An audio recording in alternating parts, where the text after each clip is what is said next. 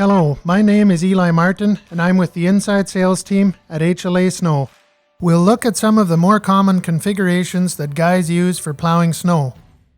One of the most common setups is for guys to run the one wing in a straight line with the moldboard to give your plow a greater clearing width while using the leading wing as a snow divider and spillover protection. We can angle the plow to the right to windrow snow and at the same time independently control the left wing to bring it into a parallel line with the loader. This is the desired position for your first pass along a sidewalk or curb line or anywhere on the perimeter of a parking lot. It just keeps the snow from rolling out beyond that first pass as you're plowing along. You can keep windrowing snow across your lot in this position until your windrow gets too large to roll, at which point you simply straighten out your blade, rotate the wings straight ahead, and push it out the end in the box position.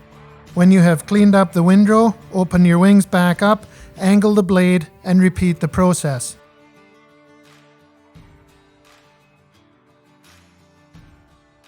This functionality allows you to combine the benefits of a large box pusher to carry snow a long distance with the added benefits of a wide angle blade to quickly clear a large area from a light snowfall.